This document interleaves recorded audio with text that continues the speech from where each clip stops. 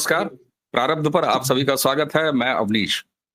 दर्शकों, हमने प्रारब्ध पर हमेशा ये प्रयास किया है कि अगर हम किसी भूगोल के बारे में बात करें तो वहां के जानने वाले, विषय पर बात करें तो विषय विशेषज्ञ, और इसी तरीके से जिस माहौल, जिस तबीयत की बात हो, उस तबीयत और उस माहौल के धनी व्यक्ति से बात करें। स्क्रीन के दूसरे हिस्से पे आप प्रारब्ध के इस मंच पर आज जिन्हें देख रहे हैं, आप हैं फैज खान साहब। ये चेहरा आपके लिए नया नहीं होगा। आपने स्थापित, सो कॉल्ड स्थापित मीडिया के तमाम टीवी चैनलों की गर्मा गर्म और प्राइम टाइम बहसों में फैज खान साहब को देखा होगा। फैज खान साहब का परिचय, ये एक गौ कथावाचक हैं। उसके आगे क्या इनकी तबीयत है, सबसे पहले स्वागत कर लेते हैं और एक छोटा सा वीडियो दिखाऊंगा जिससे फैज जी की तबीयत का आपको अंदाजा लग जाएगा। फैज खान साहब, बहुत बहुत स्वागत है आपका। नमस्कार जी। नमस्कार। जय गौ माता। जय गौ माता। दर्शकों, हमारी और फैज खान से की मुलाकात, फैज खान साहब, मुझे याद है 2019 का कुंभ, और उस कुंभ के कार्यक्रम पर मंच पर आप भी थे, मंच पर मैं भी था, एक गोष्ठी चल रही थी। मैं वो याद आपको दिलाता हूं और वो वीडियो आपको दिखाने के साथ साथ ही तबीयत आपकी बता देगा हमारे दर्शकों को। तो दर्शकों, जरा ये वीडियो देखिएगा साहब। आजादी। क्या बोलोगे? आजादी। इसमें क्या होगा बताओ गलत? इससे कुछ नहीं होगा।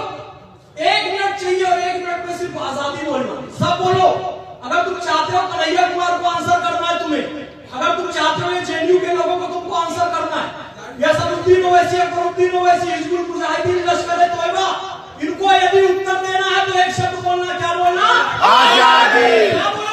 आजादी। हम तुमको देंगे आजादी। तुम जितनी बोलो आजादी। भरपूर मिलेगी आजादी। अरे डंडा ही डंडा आजादी। और तेल लगा के आजादी। फांसी से देंगे आजादी। बैलेट से देंगे आजादी। और बुलेट से देंगे आजादी। अफसर को दे दी आजादी। कस्साब को दे दी आजादी। बुरहान को दे दी आजादी। याकूब को दे दी आजादी। हम तुमको देंगे आजादी। भरपूर मिलेगी आजादी। फांसी से मिलेगी आजादी। भरपूर मिलेगी आजादी। अरे जितनी बोलो आजादी। भरपूर मिलेगी आजादी। हम तुझको देंगे आजादी। भारत माता की जय। हर हर महादेव।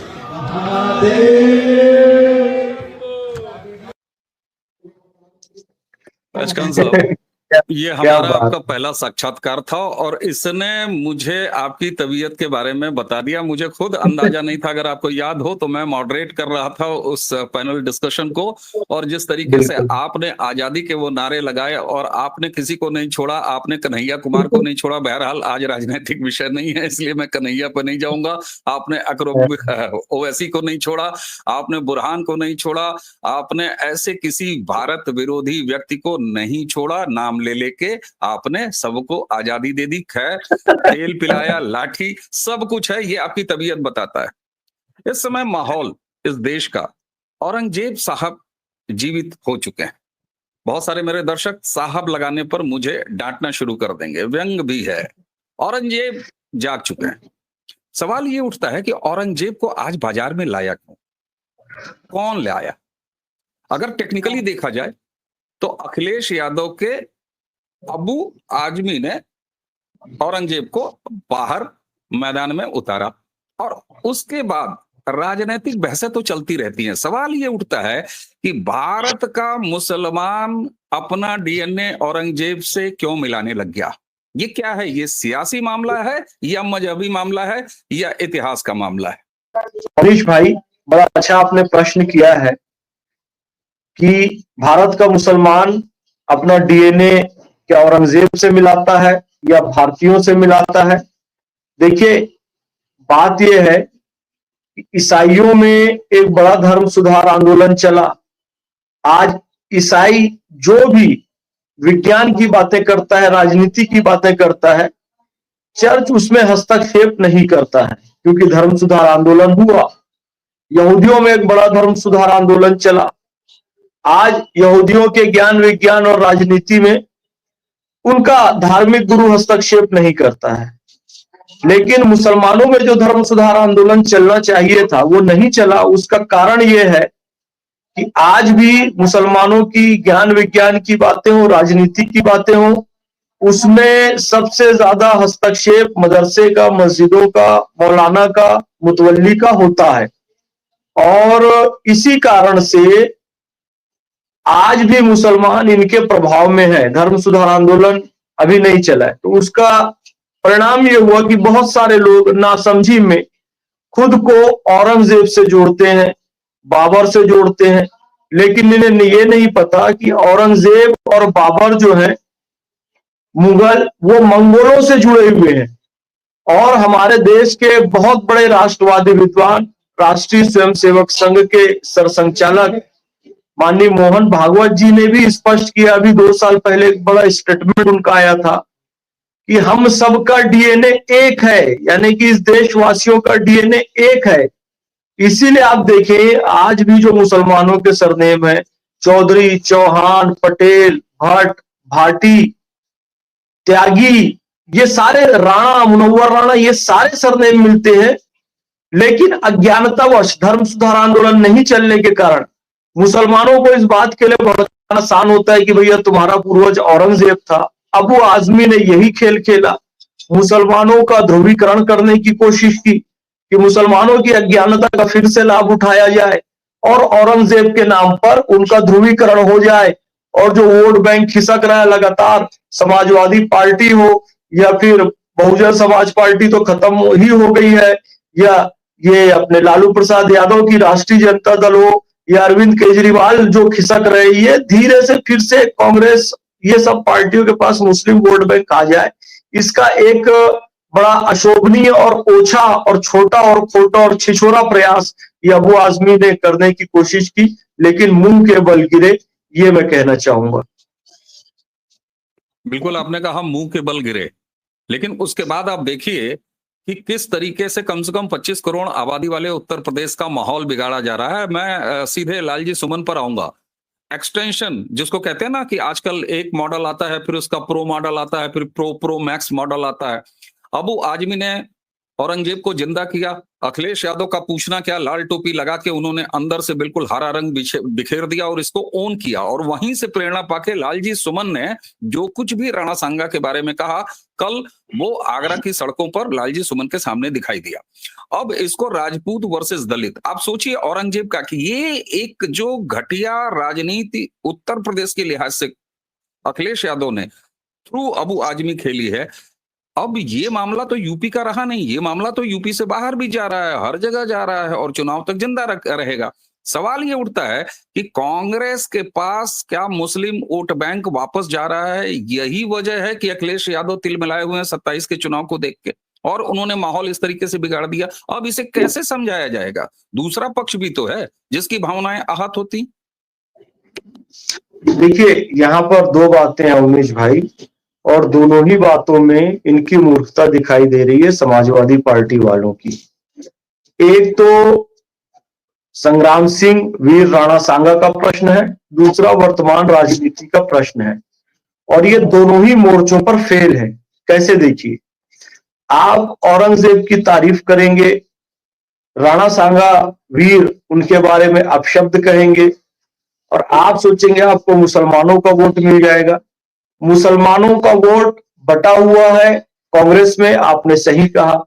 समाजवादी पार्टी में मुसलमानों का वोट बटा हुआ है, आम आदमी पार्टी में वो बटा हुआ है, राष्ट्रीय जनता दल में काफी कुछ वोट जनता दल यूनाइटेड को भी जाता है, काफी कुछ वोट तेलुगु देशम पार्टी को भी जाता है, काफी कुछ वोट जनता दल सेक्युलर को भी जाता है। मुसलमानों का वोट बटा हुआ है।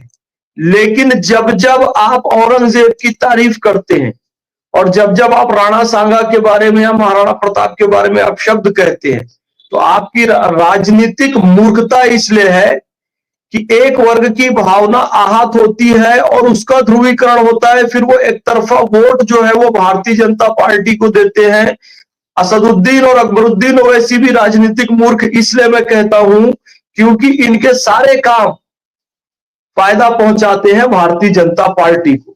तो इनमें राजनीतिक सूझबूझ नहीं है। अब इनमें एक समझदार आदमी अभी पैदा हुआ, मैं आपको बताऊं, ये जो इमरान मसूद, जिसने मोदी जी के बारे में अपशब्द कहा, मोदी जी फिर से प्रधानमंत्री बन गए। मोदी जी के बारे में उन्हें दंगाई और खून का प्यासा कहा, मोदी जी फिर से प्रधानमंत्री बन गए। लेकिन अभी इमरान मसूद ने अपना मॉडल चेंज किया है। उसने ये कहा कि यदि नवरात्रि आ रही है और 9 दिन 10 दिन मुसलमान मांस नहीं खाएगा तो वो घिस नहीं जाएगा। देखिए इन्होंने कैसा चेंज दिया। उनको पता है यदि नवरात्रि में मांस की दुकानें बंद की जाएंगी और वो इसलिए आंदोलन करेंगे मांस की दुकानें खोलो तो फिर हिंदुओं का ध्रुवीकरण होगा, तो अब वो भारत माता की जय भी कहने तैयार हो रहे हैं, वंदे मातरम भी कहने तैयार हो रहे हैं, और मांस की दुकानें बंद हो रही हैं तो मुसलमानों से कह रहे हैं मांस नहीं खाओ।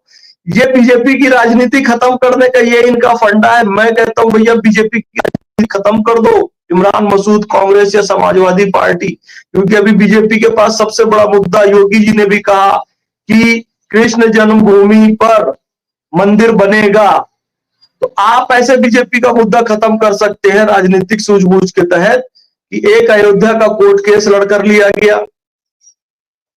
कृष्ण जन्मभूमि और शिव जी का जो धाम है काशी विश्वनाथ, वो आपसी बातचीत में बैठकर मुसलमान स्वेच्छा से दे दे हिंदू भाइयों को, तो बीजेपी का मुद्दा खत्म कर देंगे। सीए एनआरसी का विरोध करना बंद कीजिए, आप इंस्टेंट ट्रिपल तलाक का विरोध बंद कीजिए, वक्फ का कानून आने दीजिए, बीजेपी का मुद्दा खत्म। तो आप ऐसे राजनीतिक सूझबूझ से काम लीजिए, अभी जैसे इमरान मसूद ने शुरुआत की है। एक बात तो मैं ये कहना चाहूंगा। दूसरी बात मैं कहना चाहूंगा कि बाबर को इनवाइट किया राणा सांगा ने, इसकी कोई कॉल डिटेल नहीं है किसी के पास, और इसका प्रमाण ये है कि बाबर 1519 से 1526 तक लगातार आक्रमण करता रहा। उस समय कौन इनवाइट किया था? फिर इसके बाद जो 1526 को इब्राहिम लोदी का युद्ध हुआ बाबर के साथ, उसके पहले राणा सांगा खतौली के युद्ध में, खतौली जो कि मुजफ्फरनगर के पास है उत्तर प्रदेश में, वहां पर राणा सांगा इब्राहिम लोदी को हरा चुके थे, उसे बंदी बना चुके थे, और इब्राहिम लोदी जुर्माना देकर छूटा था। तो जो राणा सांगा खुद इब्राहिम लोदी को हरा चुके हो, उन्हें बाबर को बुलाने की क्या आवश्यकता है? और बाद में बाबर के साथ उनका युद्ध भी हुआ, खानवा का युद्ध 1526 के बाद 1527 में। तो इन सब से पता चलता है कि इन्हें इतिहास बोध भी नहीं है। अपने महापुरुषों को, राणा सांगा को, उदय सिंह को, महाराणा प्रताप को, छत्रपति शिवाजी महाराज को, छत्रपति संभाजी महाराज को ये कम करके आते हैं, क्योंकि आज भी इनमें समझ नहीं आई है कि इनके बाप दादा औरंगजेब नहीं है, इनके बाप दादा यहीं के रामलाल है, श्यामलाल है, इनकी माता यहीं की सीता रानी और राधा देवी है। तो ये बात है, ये दोनों ही मोर्चों पर फेल है कि इतिहास में अपने महापुरुष चयन करने में भी फेल है, और वर्तमान राजनीतिक परिदृश्य में भी राजनीतिक सूझबूझ की इनमें कमी है। अच्छा, आपने शानदार एडवाइस दिया है। मुझे लगता है कि भाजपा को जो लोग भी हराना चाहते हैं, जो भी पार्टियां हराना चाहती हैं, आपको कंसल्टेंट नियुक्त कर लेना चाहिए। भाई आपने बड़ा शानदार तरीके से कहा, तुम मथुरा का जन्म स्थान आराम से हिंदुओं को दे दो, साथ में मिलकर कार सेवा करो, मंदिर बनवा दो, विश्वनाथ बाबा दे दो, एनआरसी दे दो, वो सारी चीजें बीजेपी जो करना चाह रही है उसका विरोध मत करो, हो जाएगा बीजेपी खत्म। लेकिन ऐसा इनसे हो पाएगा? अगर ये हो गया तब तो भारत की पूरी समस्या ही खत्म हो जाएगी। क्योंकि एक चीज मैं हमेशा कहता हूं, आप देखिए, जो एक दूसरा वर्ग है, दूसरा वर्ग मतलब देश का हिंदू जो बहुसंख्यक है, इस वीडियो के कमेंट में भी आप देखिएगा, तमाम लोग एक जो होता है ना कि हिचक तो छोड़ दीजिए साहब, शक, और इतना गहरा शक, कहते हैं नहीं साहब आप जबरिया इनसे बातचीत मत किया करिए, आप कितनी भी बातचीत कर लेंगे, इनको समझाने का कोई मतलब नहीं है, इनको समझाने का कोई फायदा नहीं है, ये वही हैं, ये वही रहेंगे। आप समझ रहे हैं मैं क्या कह रहा हूं? इसी 2-4 टिप्पणियां यहां भी आ जाएंगी। सवाल ये उठता है कि आप भारतीय जनता पार्टी को खत्म ही क्यों करना चाहते हैं? पिछले 10 सालों में भारत में मुसलमानों के साथ क्या ऐसी भी कोई बात हुई है जो बाकियों के साथ हुई और मुसलमानों के साथ नहीं हुई है? और अभी कल एएनआई के पॉडकास्ट पर योगी आदित्यनाथ ने कहा, 25 करोड़ आबादी के मुख्यमंत्री हैं साहब, उन्होंने कहा कि उत्तर प्रदेश में मुसलमान सबसे ज्यादा सुरक्षित है। मोदी जी ने ईदी भी उठा के दे दी। लेकिन उसी के साथ फैज भाई हकीकत ये भी है कि हम लोगों ने पिछले विधानसभा चुनाव में ही देखा, जहां ये समाचार आया कि साहब एक बूथ एक ऐसा बूथ, एक ऐसा गांव जहां प्रधानमंत्री आवास योजना भर भर के दिया गया, वोट एको नहीं मिला। तो सवाल ये होता है कि ये शक मुसलमान क्या इतना नासमझ है कि उसको कोई अखिलेश यादव, कोई राहुल गांधी, कोई तेजस्वी भड़का देता है, बहला देता है, फुसला देता है और उसके बाद वो आराम से चलता चला जाता है। अपनी समझ कहाँ है साहब? देखिए, मैंने विपक्ष की राजनीति पर करारा व्यंग आपके चैनल के माध्यम से किया है। अब पता नहीं इसमें इन लोगों में कितनी सूझबूझ आएगी, लेकिन हाँ, एक अपने ये मान के चलिए हिंदुओं में भी एक ऐसा वर्ग है जो ये भूल लगातार करता है। उनको देखिए, दो उदाहरण से समझना चाहिए। द्वापर युग में कर्ण के उदाहरण से समझना चाहिए और वर्तमान कलयुग में डॉक्टर एपीजे अब्दुल कलाम साहब के उदाहरण से समझना चाहिए। कर्ण एक बहुत बड़ा योद्धा था जिसने कि महाभारत के युद्ध में बहुत बड़ा नुकसान पहुंचाया था पांडव पक्ष को, और गलती ये हो गई कि कर्ण पांडव पक्ष में ही था, वो उन्हीं का ही भाई था, दोनों का डीएनए एक था, वो कोई अलग नहीं था। लेकिन एक छोटी सी गलती पांडवों की हो जाती है, पांडव उनके पास आता है, पांडवों के पास कर्ण आता है, लेकिन वो उसे स्वीकार नहीं कर पाते हैं, तो सही आदमी गलत पक्ष में चला जाता है, यानी कौरवों के पक्ष में। पांडव सही कैरेक्टर है लेकिन गलत पक्ष में चला गया। क्यों? क्योंकि एक छोटी सी गलती पांडवों ने की थी, लेकिन वो गलती डॉक्टर एपीजे अब्दुल कलाम साहब के संदर्भ में अटल बिहारी वाजपेयी जी ने नहीं की। यदि कोई हमारा डीएनए वाला भाई शक्तिशाली है, मजबूत है और वो हमारे पास भी है, तो तुरंत उसको हमें अपने पाले में, अपनी झोली में, अपने गले में लगा लेना चाहिए। यही किया अटल जी ने, भारत रत्न भी दे दिया, राष्ट्रपति भी बना दिया। आज भारतीय जनता पार्टी की सबसे बड़ी एसेट, संघ परिवार की सबसे बड़ी एसेट मुसलमानों के दृष्टिकोण से डॉक्टर एपीजे अब्दुल कलाम है। ये होती है राजनीतिक सूझबूझ जो पांडवों ने द्वापर में नहीं दिखाई, लेकिन कलयुग में अटल जी, भारतीय जनता पार्टी और राष्ट्रीय स्वयंसेवक संघ ने दिखाया। अशफाक उल्लाह खान को अपने पाले में कर लिया, हवलदार अब्दुल हमीद को अपने पाले में कर लिया, हकीम खां सूर को अपने पाले में कर लिया, रहीम को अपने पाले में कर लिया, रस खान को अपने पाले में कर लिया, ब्रिगेडियर उस्मान को अपने पाले में कर लिया। और इन सबने निष्ठा दिखाई, उन लोगों के मुंह पर भी तमाचा पड़ा जो ये कहते रहे कि भाई ये कभी हमारे नहीं हो सकते, अटल जी ने करके दिखा दिया। ठीक है, अब दूसरी बात यह है कि मुसलमान वर्तमान का क्या इतना बेवकूफ है कि वो समझ ही नहीं रहा है, समझने के बाद भी ऐसा कर रहा है। मैंने पहले बताया कि मुसलमानों में धर्म सुधार आंदोलन नहीं आया, उसका कारण यही विपक्षी पार्टियां, जो वर्तमान की विपक्षी पार्टी है, उस समय पक्ष में हुआ करती थी। 50 साल इन लोगों ने शासन किया और 50 साल शासन करने के बाद सच्चर कमेटी की रिपोर्ट लाकर कहते हैं कि मुसलमान शिक्षा में सबसे पीछे है। तो भाई तुम ही शासन में थे, तो कारण तुम ही हुए। जब से भारतीय जनता पार्टी की सरकार आई है, मोदी जी या संघ परिवार का प्रभाव पड़ा है, तो आप देखेंगे पिछले साल 50 से ज्यादा मुस्लिम लड़के लड़कियां आईएएस और आईपीएस का एग्जाम उन्होंने क्लियर किया है। यदि बीजेपी भेदभाव करती तो भैया सब कुछ उनके हाथ में है, वो कितना अच्छा इंटरव्यू में परफॉर्मेंस देते, रिटर्न में परफॉर्मेंस देते, उनको निकलने नहीं देते, लेकिन निकलने दिया। विपक्षी कहते हैं जी योजनाओं का लाभ तो देना पड़ेगा, हर घर नल योजना का लाभ मिल रहा है, प्रधानमंत्री आवास योजना का लाभ मिल रहा है। आपने भी बताया कि एक गांव में पूरा मुसलमानों को दिए, फिर भी एक भी वोट नहीं मिला। उज्ज्वला योजना का लाभ लगातार मिल रहा है, आयुष्मान कार्ड योजना का लाभ मिल रहा है, यहां तक कि मुसलमानों के लिए मुस्लिम कौशल भारत, कुशल भारत तो चल रहा है, एक हुनर हाट चल रहा है जिसमें मुस्लिम जो हैंडीक्राफ्ट्स के लोग हैं और मुस्लिम कलाकार हैं उनको वहां पर हुनर अपना दिखाने का मौका मिल रहा है। सौगाते मोदी, ये एक बहुत बड़ी सौगात है। जो विपक्षी हैं वो तो इसको कह रहे हैं जी मुसलमानों का अपमान है, ये तो 500,000 का गिफ्ट है, लेकिन मुसलमानों में गरीबी इतनी है। मैं जानता हूं, मुस्लिम मोहल्लों में रहता हूं भैया, एक पजामा कुर्ता, एक महिलाओं का एक ड्रेस है, उसमें सेवई है, उसमें बेसन है, उसमें ड्राई फ्रूट है।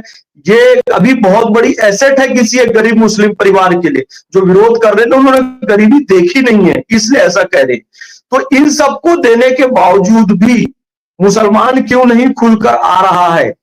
तो मैं कहूंगा अब मुसलमानों में कुछ प्रज्ञा जागी है और मुसलमान अब इन विपक्षी दलों की चालों को समझ रहा है। उसका प्रमाण यह है कि हमारा मुस्लिम राष्ट्रीय मंच के द्वारा भी आंदोलन चला, और उसका प्रमाण यह है कि जब अयोध्या का रिजल्ट आया, फैसला आया, तो अलावा ओवैसी और मुस्लिम पर्सनल लॉ बोर्ड, कुछ राजनीतिक ऐसे लोगों के अलावा जिनको राजनीतिक रोटियां सेकनी, आम मुसलमान ने इस निर्णय का विरोध नहीं किया। कहीं कोई दंगा फसाद नहीं हुआ, 370-35 से आया, कहीं मुसलमान ने विरोध प्रदर्शन दंगा फसाद नहीं किया। अलावा इन राजनीतिक लोगों के इसी तरीके से इंस्टेंट ट्रिपल तलाक का भी जब फैसला आया तो आम मुसलमान ने किसी तरह का कोई विरोध प्रदर्शन नहीं किया, क्योंकि राजनीतिक प्रज्ञा जाग रही है। इसका प्रमाण है कि मुस्तफाबाद दिल्ली की जो मुस्लिम बहुल सीट है, 70% से ज्यादा सीट है, वहां पर जो काम हुआ तो वहां के मुसलमानों ने भी भारतीय जनता पार्टी को वोट दिया। यानी कि धीरे धीरे, थोड़ा समय लगेगा एक धर्म सुधार आंदोलन बड़ा चलने के लिए, लेकिन मुसलमान जाग रहा है, ये मैं कहना चाहता हूँ। बिल्कुल ठीक बात है, बिल्कुल ठीक बात है। आपने एक सीट का दिल्ली का हवाला दिया, मैं कुंदरकी आपको याद दिला देता हूं। कुंदरकी में जो निकल के आया मतदान के बाद और वहां का जो रिजल्ट आया। अब एक चीज चलते चलते मैं आपसे चाहूंगा बड़े शॉर्ट में, संभल भी हो जाता है। आपने कहा प्रज्ञा जाग रही है, बिल्कुल जाग रही है, लेकिन संभल जब हो जाता है, जब अचानक किसी के भड़कावे में या कैसे भी करके मैनेज तो हुए ना, हाथों में पत्थर लेके दंगाई निकल आते हैं, तो फिर उसके बाद वो सिलसिला एक बार फिर वो शक का दायरा और ज्यादा गहरा हो जाता है। मैं अब चलते चलते एक विशुद्ध राजनीतिक सवाल आपसे पूछूंगा। आपने कहा कि ये सारे मुद्दे खत्म कर दो, विरोध खत्म कर दो, बीजेपी खत्म हो जाएगी। अखिलेश यादव 2027 में उत्तर प्रदेश में योगी आदित्यनाथ जी को एक बार फिर वॉकओवर देते हुए नजर आ गए, औरंगजेब का डीएनए मिला के। बिल्कुल, मैंने कहा ना, इनमें राजनीतिक सूझबूझ की कमी है। बिल्कुल 2027 में फिर से योगी जी बन रहे हैं, और अभी से इन्होंने मुद्दा दे दिया कि 2029 में फिर से भारतीय जनता पार्टी की सरकार बन रही है। तो इनकी राजनीतिक सूझबूझ की कमी है। ये ना नागपुर करें, ना संभल करें, बल्कि देश में एकता, अखंडता, भाईचारे के लिए काम करते रहे। केवल और केवल यदि भारतीय जनता पार्टी को आप डिफीट कर सकते हो तो जय श्री राम, वंदे मातरम और राष्ट्रवादी मुद्दों को लेकर ही कर सकते हो। यानी कि सबका साथ, सबका विकास, सबका विश्वास जो मोदी जी की पॉलिसी है, यदि वो आप अपना लेंगे तब बीजेपी का मुकाबला कर सकते हो। इसके अलावा कोई चारा नहीं।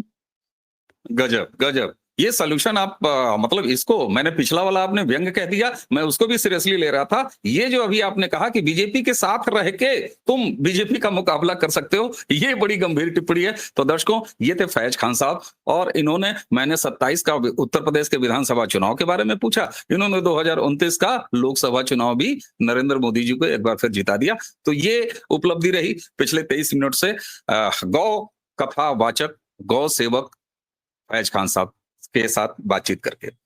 फैज भाई, आपने आज हमें समय दिया, ये हमारी आपकी प्रारब्ध पर पहली बात है। निजी मित्र हम हैं, बड़े भाई छोटे भाई का हमारा रिश्ता है, लेकिन ये बातचीत अब और प्रारब्ध पर कायम रहेगी, इसी उम्मीद के साथ आज समय देने के लिए आपको बहुत बहुत धन्यवाद। दर्शकों, इसी के साथ हमें और फैज खान साहब दोनों को आज्ञा दीजिए। नमस्कार, प्रणाम।